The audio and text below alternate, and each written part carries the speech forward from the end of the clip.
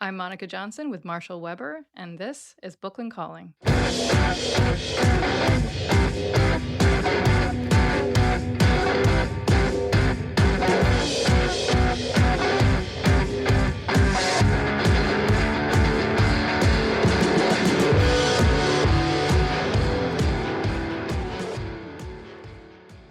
Welcome to our show, Booklyn Calling, where we talk about artists, libraries, and social justice. We are Monica and Marshall, your hosts, and we're also both artists who head up Booklyn Inc., an arts nonprofit located in Brooklyn, New York, on the unceded land of the Munsee Lenape people. And we created Booklyn Calling to amplify voices in the artist book field and to explore art making as a tool for community engagement and for social change.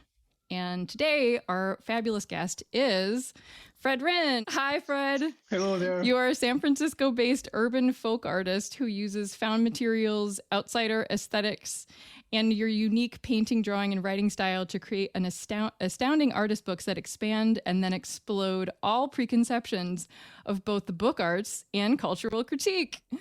Fred documents skewed underground worlds that few of us have been cursed or privileged to encounter with an equally disturbing perspective. Fred is also a musician and is a member of the band National Disgrace, and I think several others, as I'm learning. And we at Booklyn have worked with Fred since our organization's inception in 1999, and Marshall and Fred's relationship goes back even further. Fred is a super prolific creator of over 100 unique artist books. I want to fact check that. It might even be way more.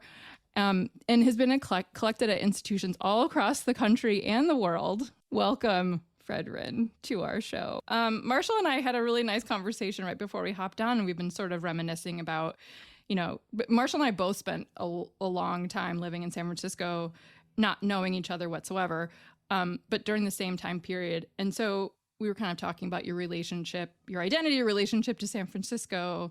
Do you guys want to start off by talking about your relationship where you met, which I believe was in San Francisco in the 1980s? Well, it is in the inky past. There was something called Club 9 that was kind of a combination disco kind of scene downstairs and a bunch of art installations upstairs. And somebody told me about that, and I go in and talk to somebody there about having an installation. He says, "Yeah, sure, no problem." And I get back and talk to my friend. I said, "God, this guy I talked to, he was in a business suit and he wasn't an asshole. I couldn't believe it. Whoa!" It turns out to be Marshall. So it's like, holy crap! It was the best. So yeah, we had a great time there. We'd go upstairs and plug our stuff into the kind of these little rooms, and just crank. So you guys met at a disco, and We you met guys at met a at disco. a disco, and then and now you make collaborative artist books together. That's Right. what Yeah. what's between Yeah. that? What transpired? Well, it's like the lyrics of that song back then. I was looking around the room and it was getting really strange. And then as soon as I knew it, I began to change. I flapped my arms and proceeded to cluck, "Look at me, I'm a disco duck." Yeah, I remember that. Yeah, it started the It's whole pretty thing much what off, it was really. just it was just what it was like. Um, Yeah, but we it played has, music together for a long time before we made books. yeah. He had one show we had with National Disgrace. We were twanging away on stage, and I look over, and Marcel's got this giant, kind of decrepit fur coat on and a pig mask, so he kind of looks like some mutant penguin. And he's doing some sort of wild gyrating disco dance, and the fur is literally flying off in chunks into the audience. It was such a sight. Marshall. Ah, those days. We were hanging out in Berkeley, and somebody said, "Yeah, a friend of mine was at a melted record party in New Jersey." And I said, "Oh, what?" I said, I don't know. They just played melted records all night. And I said, "Oh, shit, let's give that a try." And so we did. and that was our vocalist. So instead of a vocalist, we just play melted records. And Wait, so is then melted records like you melt them and then you still try to put them on a turntable and play them? So it's kind of like a wavy record. Is right, that what that means? Okay. yeah, totally. That's a thing. And I know that so now. yeah, yeah, you have to kind of tie the arm down because once it just flip right off it, But what happens is you get like a focus on that song. It just kind of knocks into this one groove that really defines the entire sound. So you take like a Peter Frampton record. Okay, he had this one song, "I'm in You, You're in Me." An awful song, but if you melt it, okay, you, you got I got a tape somewhere where Peter Frampton's in the background just going, "You're in, you're in, you're in." Holy shit. I mean, how do you top that? You just can't, you know? When did the book start for you, Fred? Because you were doing band books. Yeah, I'm trying to remember what the first one was. And man, um, let's see, I had a project for um I took a printmaking class.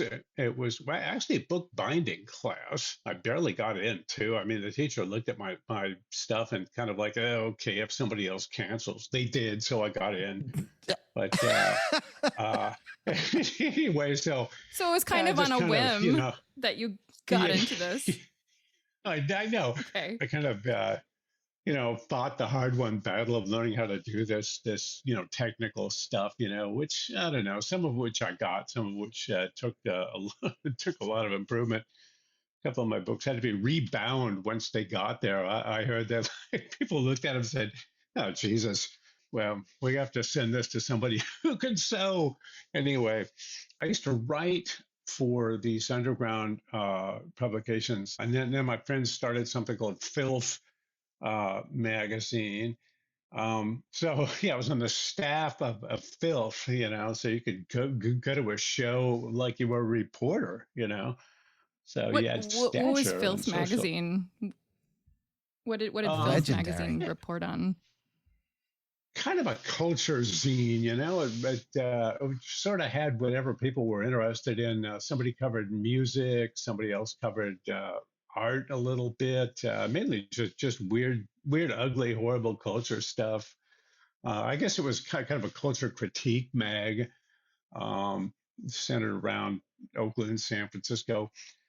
So anyway, I wrote this article about all the bands I had been in called All My Bands. And then, so sort of like at this class I was taking a couple of years later, I kind of made that my class project to get that. So I ink jetted it onto some decent paper and then sewed up a bunch. So I went up with this edition. I forget 25 or 30 of them or something. Um, and that was kind of my first book. One of the only multiples actually I've ever done. Everything else What was year, hand Fred? done. I did this. Man, that was 90 something. Back then, I was trying to get a job. I remember being in an office downtown in some skyscraper, and I got going okay, hand in the application. The guy looks at it, and says, "Well, Mr. Rine, what did you do between 1983 and 2000 or something like that?" And I just went completely blank. I just, uh, it just, yeah, I couldn't come up with anything. Uh, I think I said, I don't do anything. I just hang around. I don't know. But I remember this one I did. I think the first one I did. I can't remember what the contents of it was, but I remember I bound it with a shot pair of jeans that I had. I just glued that onto the cardboard and shipped that off and to Marshall. And then I don't know. Sometime later said, "Okay, that's sold. Do another one." So I just kept doing it, and that's still at it. I feel like I've heard that a lot in Booklyn's history, just talking to people that somebody will send Marshall a book or hand Marshall a book and then it sells and then Marshall just says, can you do another one? And that's kind of the artistic career arc of like so many people's experience within Booklyn. Yeah. And is that sort of the progression of like you did another one and you did another one and then you decided to do one together, or how did you start like making them together? That sort of started pretty early on, as I recall. But yeah, we just kind of pitch ideas back and forth, and whatnot. So it becomes, I don't know, it's kind of weird. It's almost like an idea factory starts happening, like what about, yeah, like okay, the current event political stuff as science fiction, and just kind of take this particular chunk, maybe this piece of history, like we collaborated on one called Bedtime for Bremer. Talked about L. Paul Bremer, who was like supposed to be the viceroy of Iraq, put in there by Cheney and Bush, what the hell, junior or senior? Anyway, So like those creeps. Bedtime for But Bonzo yeah, spin-off, in other words, right? right, exactly, Mhm. exactly. The movie that Ronald Reagan starred in 1951. Well, yeah, Right? yeah, exactly. Ronald Reagan, was an actor, a fascist actor. Also, I never saw the movie. There's a picture of him hanging out with a chimpanzee, and I figured the chimp probably did a better job, really. I think it's interesting, though, that what Fred's describing is a relationship with underground press and publishing and writing that turns into, documentation of music, and, there you have lyrics and writing, and then making your own liner notes and making your own book about the bands. When me and Fred started talking about artists' books, both of us had already kind of experience in DIY publishing. So that's interesting to me. Yeah, one thing kind of feeds the other. I think how art came together for me uh, is really kind of where you do these different things and they kind of feed off each other. So the writing would feed the painting would feed the music. With National Disgrace, we tried to have a slogan. Uh, we like to sing about sculpture, sculptured sound, and soundy sculpture. So, Fred, I hope this doesn't make you uncomfortable, but I want you to know that I am a member of the Fred Rinne fan club. And for as long as Oh I've my been with God. Booklyn, I really loved your work. One thing that we don't really talk about that often is that Booklyn has a zine club. And you happen to be a member of our zine club, which I think is wonderful. And I so appreciate that you joined our zine club and you receive, I think we send you a Oh zine yeah. every few months or so. And so in communicating about the zine club, I've enjoyed two interactions with you. Okay. So one is when you join the zine club, we send you a little survey and we say like, here are these check boxes of like subject matters to help us understand what kind of zines you like to read or what kind of reading materials you like. And then we also ask, are there any subjects that you do not want to explore? Like, we don't want to, be tedious and send you zines about a particular topic if you're like already maxed out or you're just totally Right. not interested. And you didn't check any of like the pre-scripted boxes, but we always leave an other box at the end. So if there's something we missed, we didn't consider, you could let us know. And you checked that box and you wrote poultry processing. Whoa. Do you remember? Well, just yeah, it does. I think, yeah. Huh. Wow. I don't know what. The antihistamines must have been kicking in that particular day. But if Do you anybody not care does Well, about hang poultry about, processing? no, I really do. I just was flashing, I guess, on this turkey plant. I had a flashback, actually, that because I worked at a turkey factory one summer in Turlock, California, actually, that I've been produced there. turkeys. I mean, yeah, they come Uh-huh. in live and come out dead. Holy crap! Yeah, that was something else. But if anybody does a zine about poultry processing, that probably would be, kind of unique. I mean, it would stand out. I don't know. It definitely put me on alert for zines about poultry processing, but but those are not going to come to Awesome. you. Um, the second thing that you offered our zine club was a testimonial. And so these are things that I think the platform we use is like automates like requests like write a testimonial for Booklyn. You wrote, rejoice and pop the bloated ticks of inequity! Exclamation point. Well, yeah, that's which pretty I much which I want to what use it's as all about. our theme. Yeah.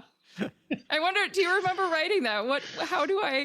Oh yeah, How can oh we love yeah. this more by understanding? Yeah, what is that?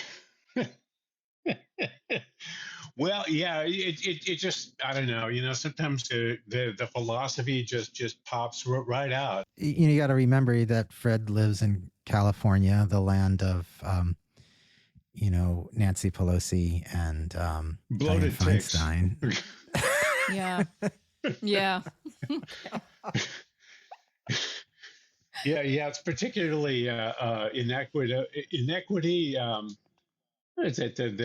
The din of inequity is what somebody described it. The situation we have, and yeah, it's pretty extreme. I mean, this is like Tale of Two Cities over here in San Francisco. It's like holy crap. How do you enjoy Zine Club so far as a member? It's nice. I like to get surprised. Something. I like to see what's going on, what people are doing, and it's more. I like to get a broad spectrum. You never know where it's coming from next, and that's my favorite thing, really. I used to like that with radio. Like a lot of my friends actually, and some bandmates as well, were in college radio for a long time, which is as a genre is almost going extinct now because of the internet radio. Although WFMU rules, but anyway, Mm-hmm. Yeah, but I agree. so I kind of got really I really enjoyed it because you turn it on, you wouldn't know what the hell was going to happen next, and that classical jazz, free jazz, God knows what, yeah, that's kind of how media ought to be in my book, you know. I like that. I like thinking that like Booklyn Zine Club is sort of like college radio where you just don't know what you're Mm-hmm. gonna Yeah, get, but you're open to the yeah, experience, and that's oh cool. yeah, I hope that's how it feels to most of the people that are members. they should, and if not, they should really take a good deep look in the mirror and reassess themselves. So there. Yes, So, with I love looking in it. the mirror in mind, Fred, I want to ask you to take a good, deep look in the mirror. And you have an entire audience, and your work is shown fairly frequently at all these museums and libraries and classrooms. Um, and it's very painterly. So, in a way, sometimes I use the word illuminated manuscript because you're one of the few Right. people who hand paints unique books, not just in the United States, but really in the world. Um, and so I'm wondering how you see yourself as a painter, and I'm wondering how you see yourself as someone who primarily paints artist books and what that feels like and what's that like for you? Yeah. Well, I guess with painting itself, it's kind of like a sculpture in a way, as opposed to graphics. And so there's just a certain physical hand-eye kind of deal, You're going straight to your hands, and your body is kind of in this dance, I guess you could say, to get this thing out. You sort of become a machine. Well, if you listen to techno anyway, if you're painting. I think with painting, I think maybe your feelings come out more directly or not mediated as much uh, than other forms. But I don't know. I mean, printmaking. I've always wanted to do printmaking, but never had the time to lay into it, because it's a hell of a thing. But I've done a few, like silk screens and things like that. I sort of wound up settling on acrylic on paper, and kind of developed a technique where you mix a little bit of gesso in there so the pages won't stick together. So you sort of get a technique going that works for you. And I like to see how what I can do with an image. Like I'll get an idea, and I have to just kind of let a picture form in my mind, and then I shoot for it. And it may be what I had in mind, or it may not be. Sometimes I'll be going at it, and I get done for the night and look at it and go, well, this looks like crap.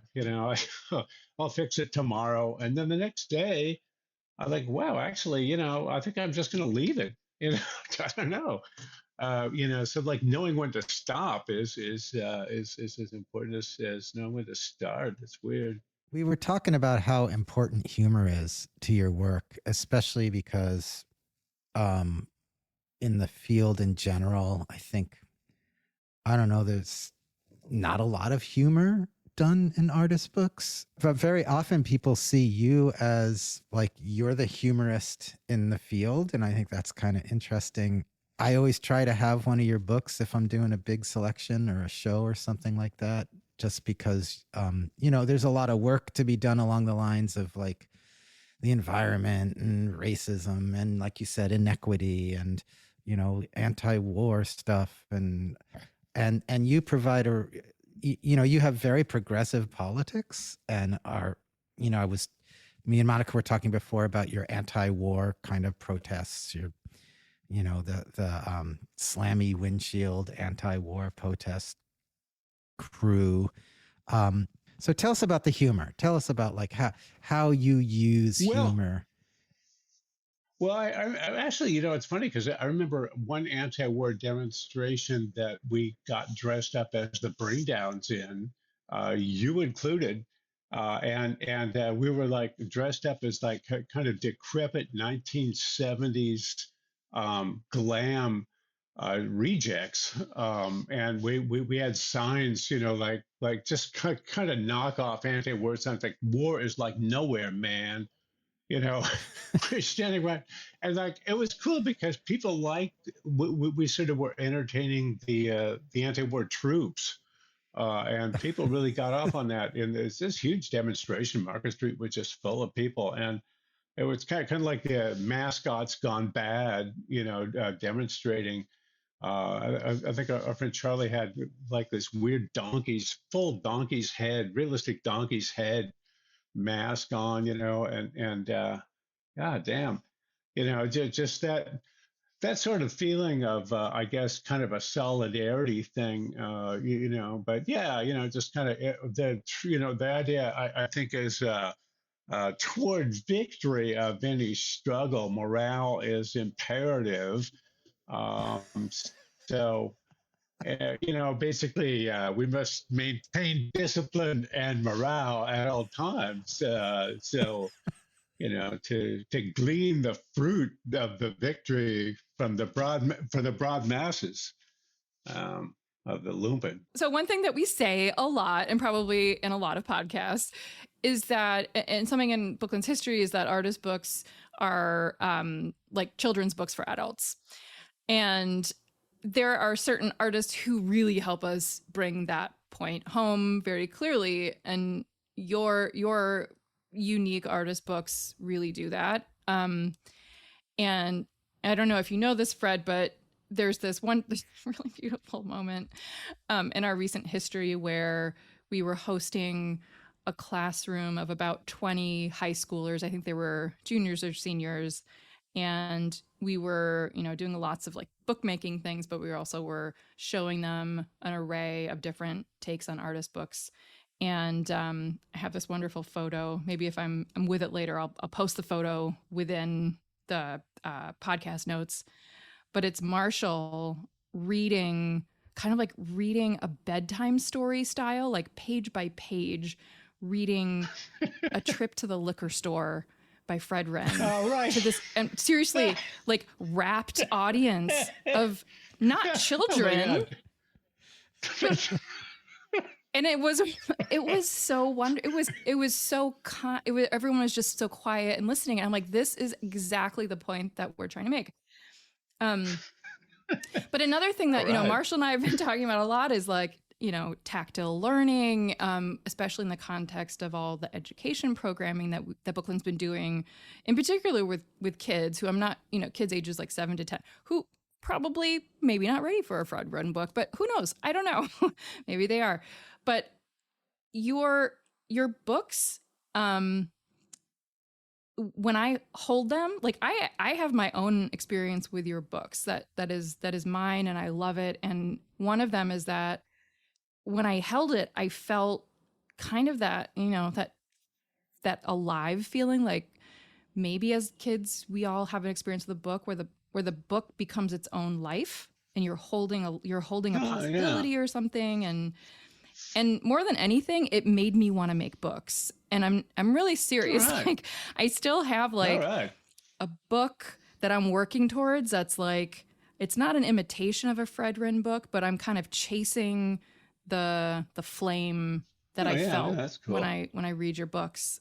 And I wondered if there's like some more filling in the blanks of like how I'm meeting the book and how you see that play within the landscape of what Booklyn does, and and tactile learning and children's books for adults.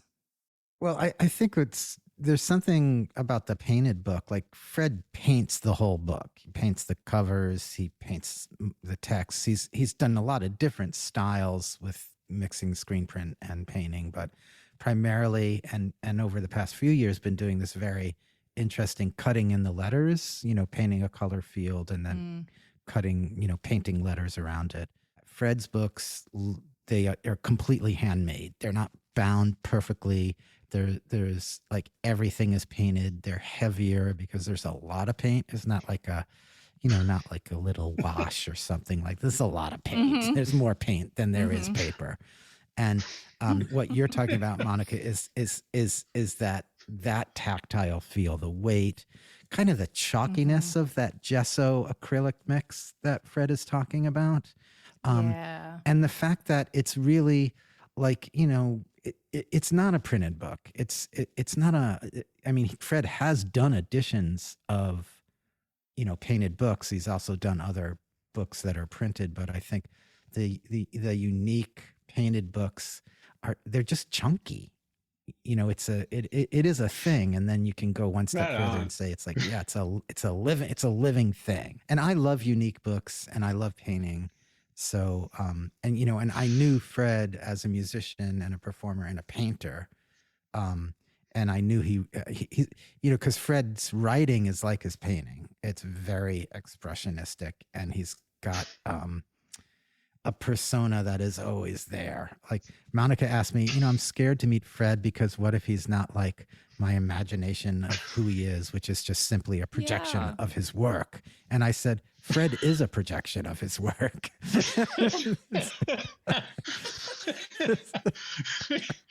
And Fred's work is a projection of Fred. Like there's no disappointment there. None. I am for the record, I am very pleased to meet you. You're fulfilling everything or anything I could imagine. Oh my God. We had thought that maybe you would read a book or two, Fred, and I'd mentioned that to you, and I wondered if you're prepared to do that.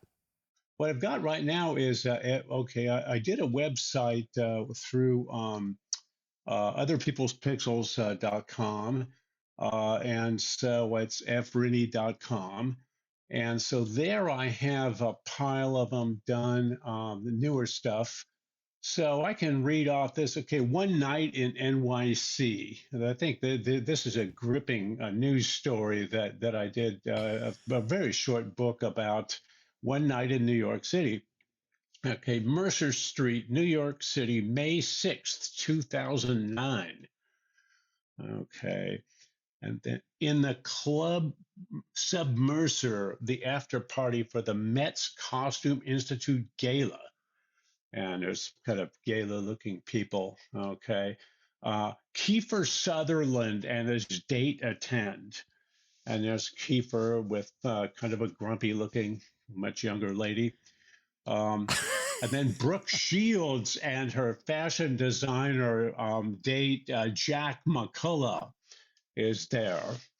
and Brooke is holding a clutch, okay, and he's in a black T-shirt, and then next one, everybody was wasted, and yeah, they're all standing around drinking, talking, and their eyes are getting red.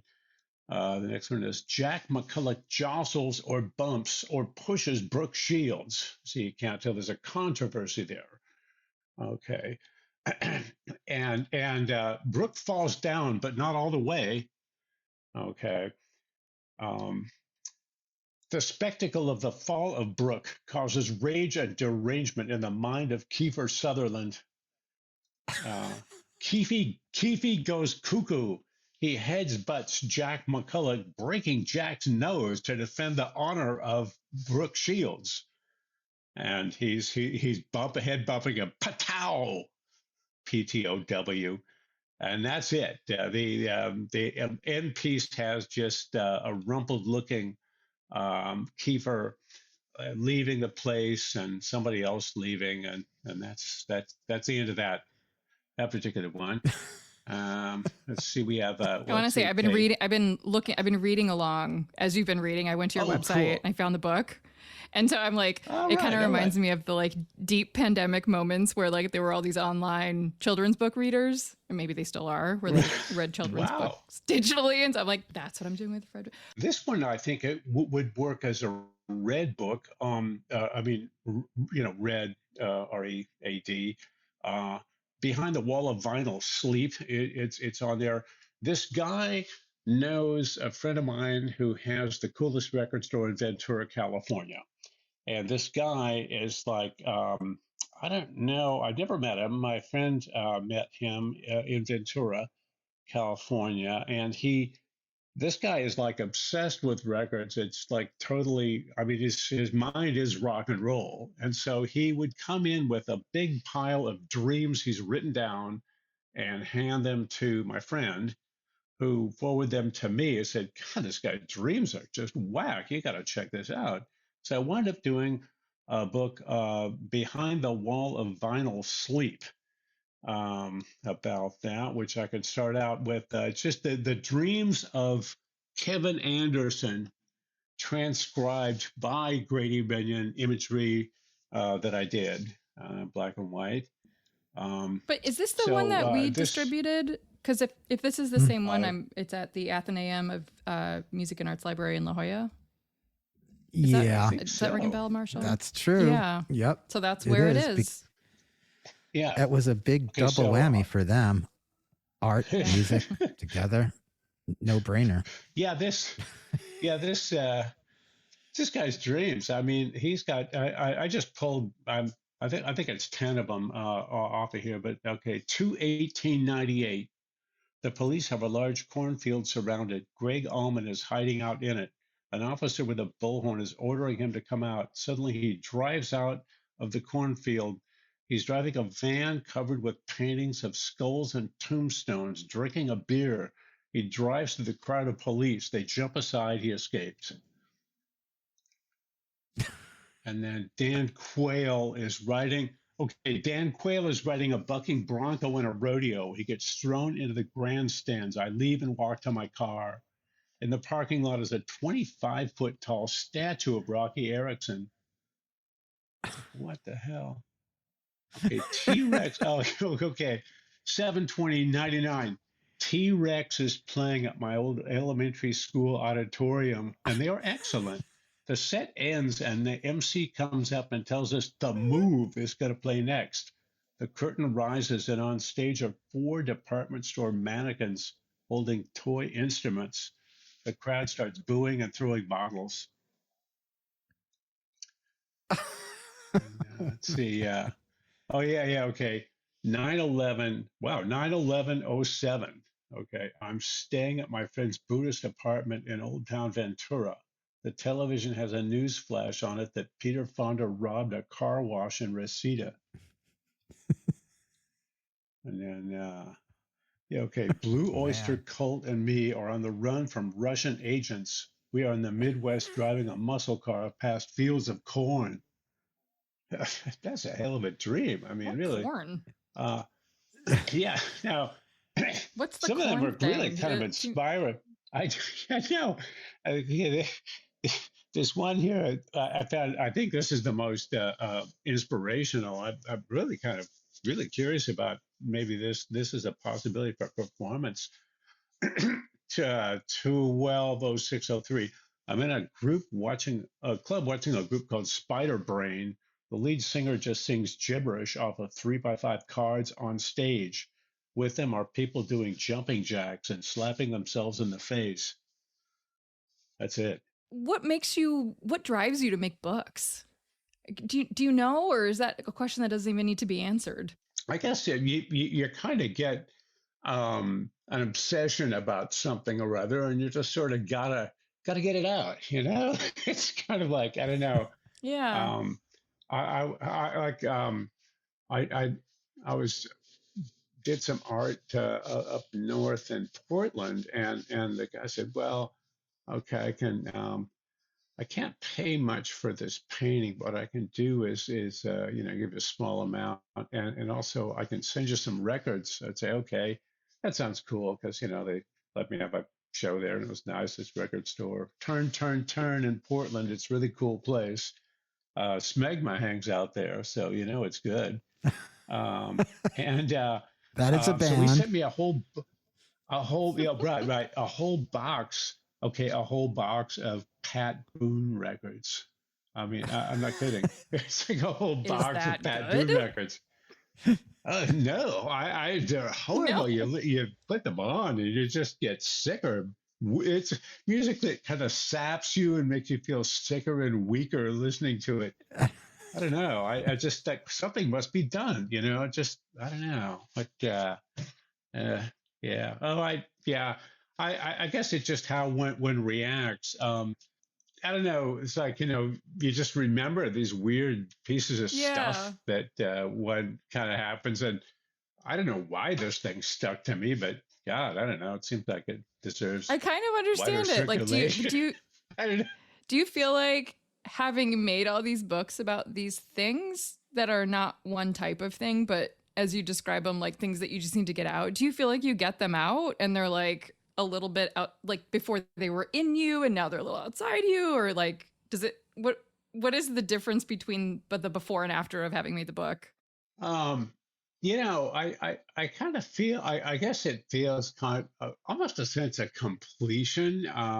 I hate the word closure because it really doesn't describe anything, but I guess there is kind of a sense of, you've sort of maybe put the thing to bed or something. Yeah. It's because you have a feeling that, wow, something, I should do something about this or with this, or this is material. Damn. Yeah. Um, Yeah. I think it's like I took some science classes, biology type classes one time or other, and some teacher said there was some quote about some explorer botanist or something. He's up to his neck in freezing water, bitten by leeches, and he's saying it's all data, Mm-hmm. it's all good for something. If he, I don't know if he survived, but yeah, it's just one kind of, I guess, yeah, perspective. Now that now that we're sort of thinking of it this way, there's a new perspective I have on your work, which is not to put like a rationale in your own brain, but like I can kind of see these books as like the maybe the data of life that didn't find its application or something, that they just like hung out in your head and they were there, and it was like what's we make sense of things sometimes by making a book out of them, and it sort of Yeah, becomes its own sense right. once it's done. Yeah. It's kind of, I think, I sort of have a attitude toward art or creating things or whatever, like just create the thing and it will find a home at some point. And so these ideas or whatever will kind of come out in the wash. You chronicle, you both chronicle real subcultures, but you also look at pop culture through the lens of subculture or underground culture. So there's a critical element. but I also think you're like kind of a little bit of you're a California artist. And I was one thing I've always really admired about your books. I'm a really big fan about using techniques of vernaculars from different media, and works on paper or artist books.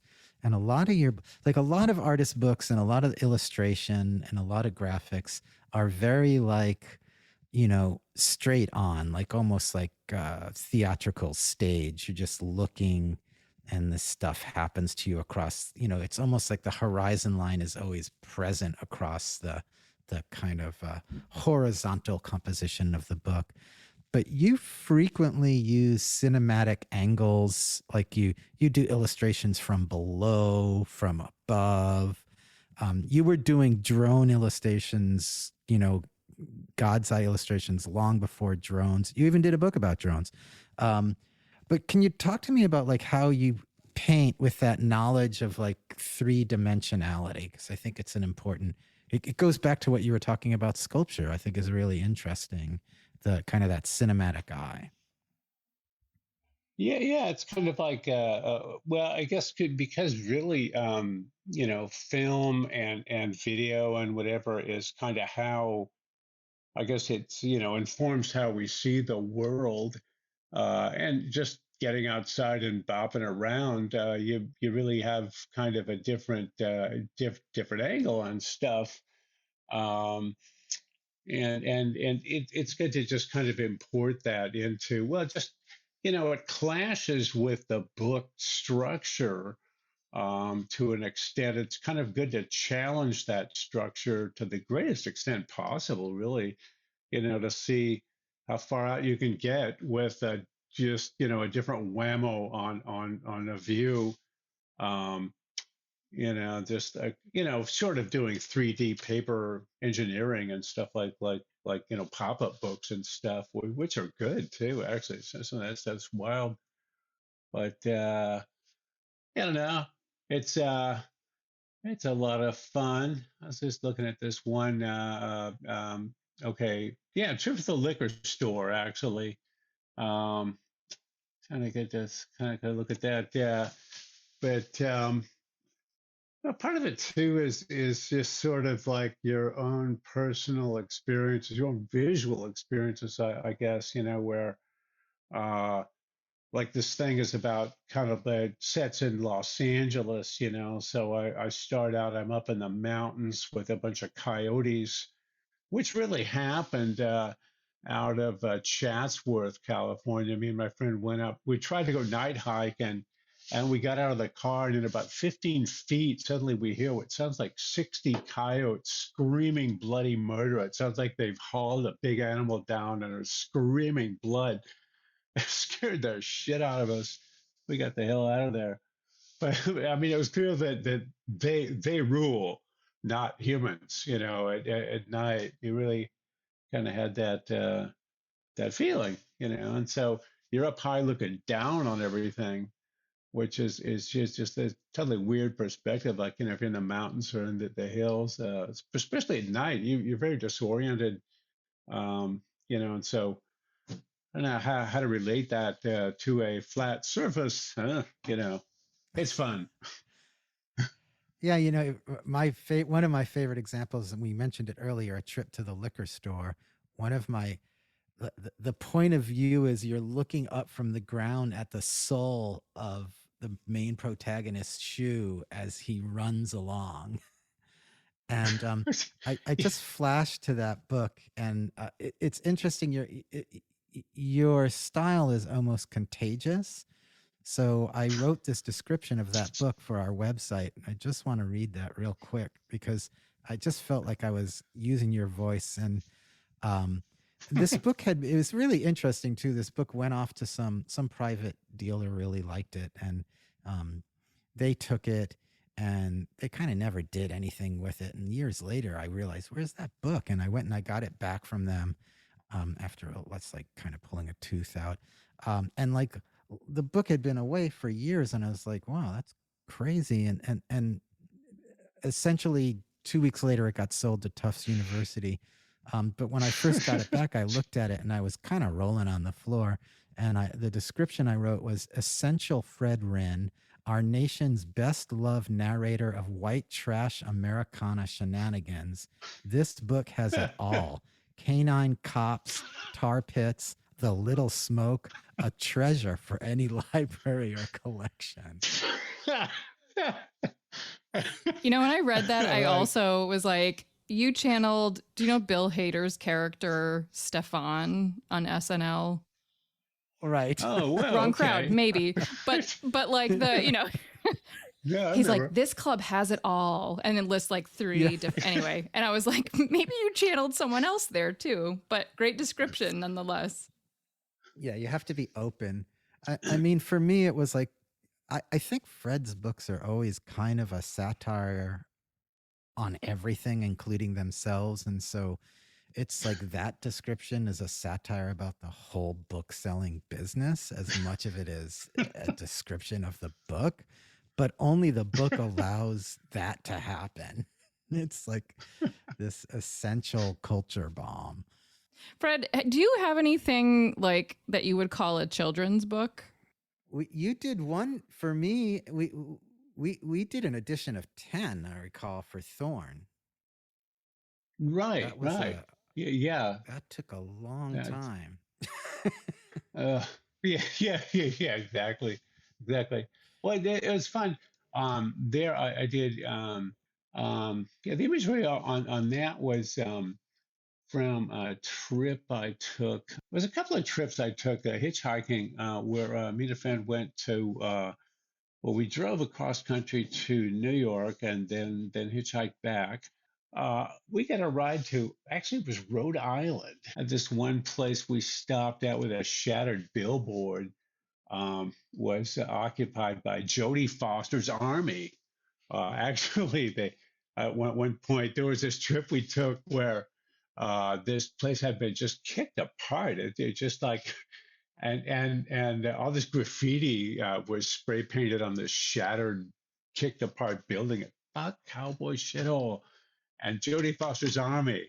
And it was in Arizona. This is a band, right? Yeah. This is a band. Okay. Yeah. But yeah, they were inspired by John Hinckley tried to shoot Reagan, and he was said to have been inspired by Jodie Foster, and he did it to impress her. So I guess watching The Taxi Driver, and so this band calls itself Jodie Foster's Army. We'll impress you, Jodie. Just what the hell? Okay. So that was I gotta break in here because I remember that trip. That was when we were on our way to New Orleans because we wanted to go to the Republican convention because you had printed 1,000 posters that said "Crackheads for Bush," and you wanted to put them up all over the country. And then we actually went to the Republican convention and we postered those everywhere. And we had all these conversations with Republicans about crackheads for Bush. And it was hilarious. We met one kid at the Republican convention there. It was in New Orleans, which was insane. And he had totally the opposite response. I remember we would pass them out to people and we'd also put them up, and we passed it out to this one guy. He was like a Ken doll. And he said, yeah, this is totally true because George Bush will keep the crack coming. Oh, God.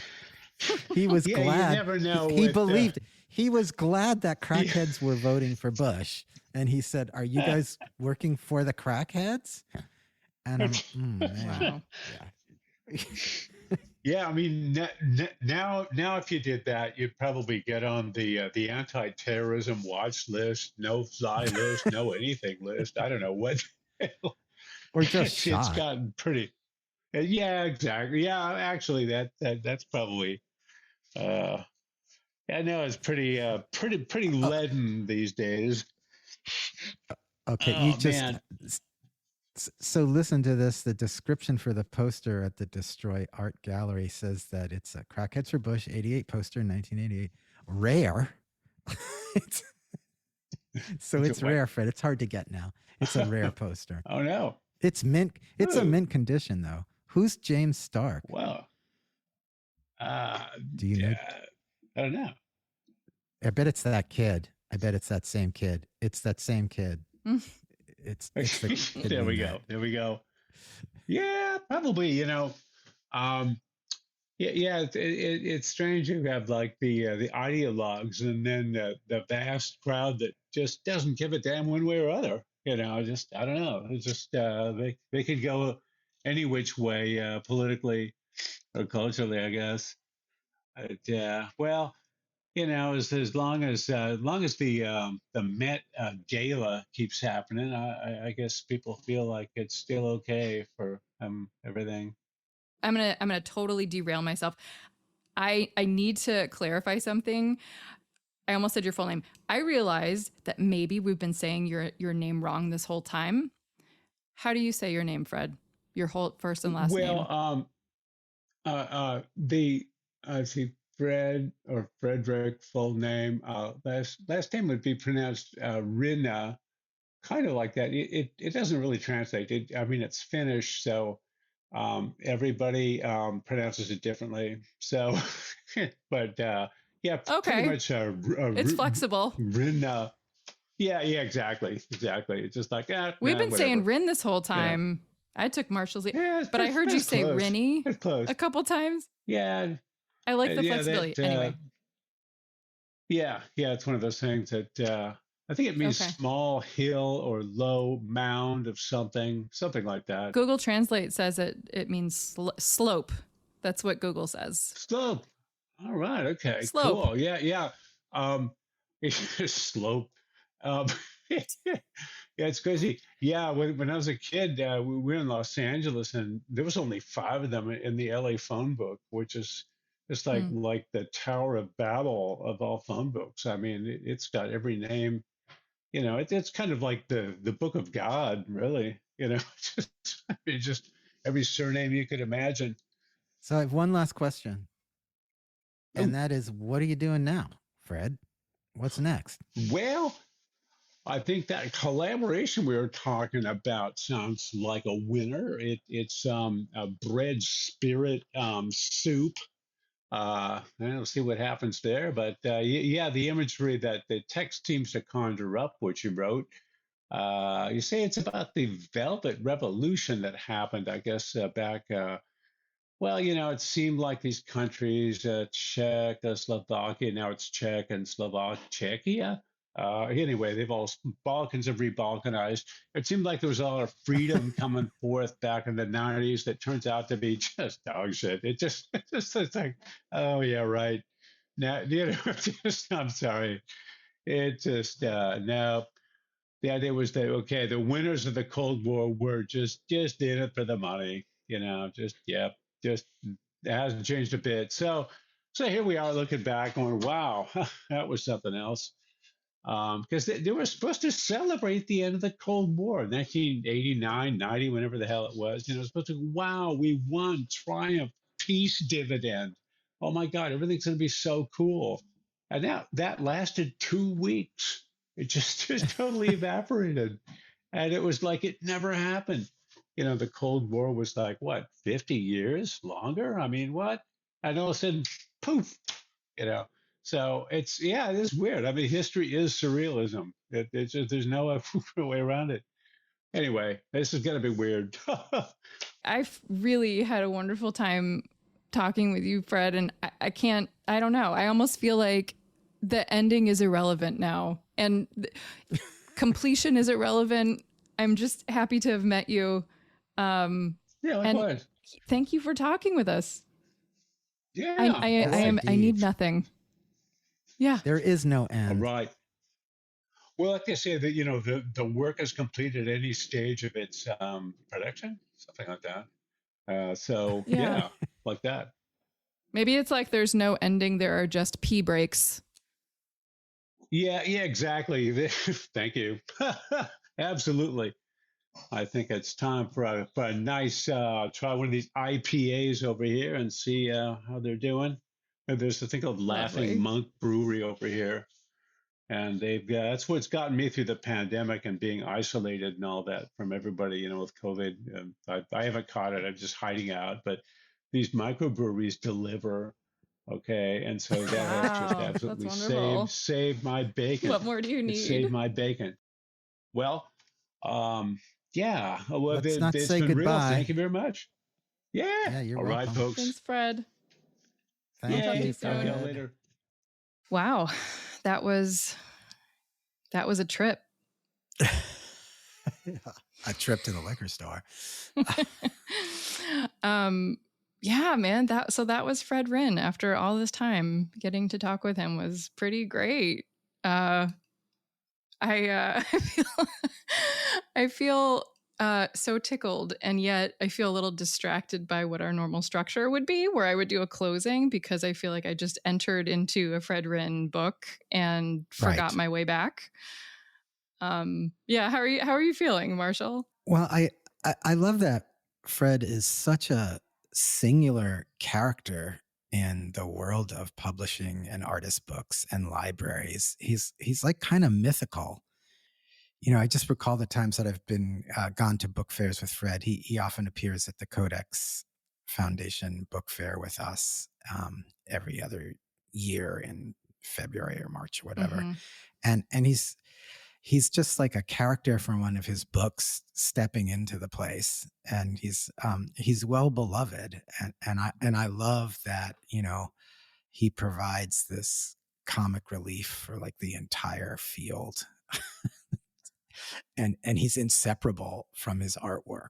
There's such continuity. It's like he drew himself. Yeah. It's like his whole life. It's rare that you see artists really immerse themselves in their work and you can't really tell the difference. And it's kind of a healthy thing. I'm thinking of like Candace Hicks, who's, a good part of her work is all about her personal experiences. And Mm-hmm. I think with Fred, he just lives in this different universe that kind of walks around with him. And no, I feel the continuum of what that means. I feel a little bit like there's the myth of Pan with the flute and enchanting people to follow him into the forest or whatever. I feel a little bit like enchanted by the journey. yeah. In a way that has sort of spun me around, but not unpleasantly. Yeah, what more can we add to this aside from just appreciating what space we entered? And just listening to the interview again and again and again. I really love the idea when Fred was reading his books out loud, and it made me think of those like stories, that at least as a child for me, you'd get these books and then you get a record and you play the record and it would give you a little ding and then you'd turn the page. And I feel like there's such a nice opportunity, especially with the way his website is laid out, where every single book is inventoried page by page. And you could spend hours just going through and reading yourself the books. Yeah. And just, I don't know, his background in music, it all sort of feels like that's a wonderful project. I want Fred Rinne to be on a record reading me a book, and then I can go through them on his website page by page. Yeah, or even on our website. That would be optimum entertainment. Yeah, totally. I'm just going to close us out and say thanks to everyone for listening and for joining us for another episode of Booklyn Calling. Check out our show notes for more details and for lots of ways to view Fred's work on his website and on ours. And as always, if you're a librarian or a curator at an educational institution anywhere in the world, and you're interested in collecting Fred's work or other works like it, you can always email us at hello@booklyn.org. It's like Brooklyn, but no R. And you can check out our entire collection at booklyn.org. And we'll see you next time.